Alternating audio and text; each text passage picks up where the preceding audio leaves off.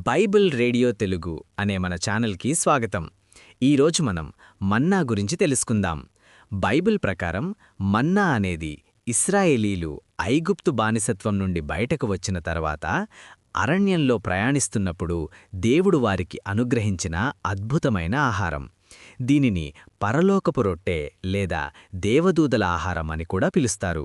ఇశ్రాయేలీలు మొదటిసారి దీనిని చూసినప్పుడు ఇది ఏమిటో తెలియక హెబ్రీ భాషలో మన్నా అన్నారు. దీని అర్థం ఇదేమిటి అని. ఆ పేరే దానికి స్థిరపడిపోయింది. ఇది ధనియాల గింజల వలె తెల్లగా ఉండేది. మంచు బిందువుల వలె సన్నని పొరలా నేలమీద పడేది. దీని రుచి తేనెతో చేసిన అప్పడాల వలె లేదా కొత్త నూనెతో చేసిన పిండి వంట వలె ఉండేది. దేవుడు మన్నాను ఇవ్వడంలో కొన్ని ముఖ్యమైన నియమాలను పెట్టాడు. ప్రజలు ప్రతి ఉదయం బయటకు వెళ్లి ఆ రోజుకు సరిపడా ఆహారాన్ని మాత్రమే సేకరించాలి. మన్నాను మరుసటి రోజు కోసం దాచుకోకూడదు. ఎవరైనా దాచుకుంటే అది పురుగులు పట్టి దుర్వాసన వచ్చేది. వారంలోని 6వ రోజున మాత్రం 2 రెట్లు సేకరించాలి. ఎందుకంటే 7వ రోజు మన్నా కురిసేది కాదు. ఆ రోజు కోసం ముందుగానే సిద్ధం చేసుకోవాలి. మన్నా కేవలం శారీరక ఆహారం మాత్రమే కాదు, దీనికి లోతైన ఆత్మీయార్థముంది.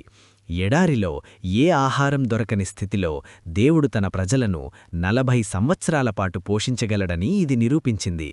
కొత్త నిబంధనలో యేసుక్రీస్తు తనను తాను జీవాహారమును నేనే అని చెప్పుకున్నారు. పాత నిబంధనలో మన్నా ప్రజల ఆకలిని తీర్చింది. కాని యేసుక్రీస్తు ప్రజలకు నిత్యజీవాన్ని ఇచ్చే నిజమైన పరలోకపు మన్నా అని ఆయన సెలవిచ్చారు. ఇశ్రాయేలీలు అరణ్యయాత్ర ముగించుకని వాగ్దాన దేశమైన కనానులో ప్రవేశించి ఆ దేశపు పంటను తిన్న మరుసటి రోజే మన్నా కురవడం ఆగిపోయింది.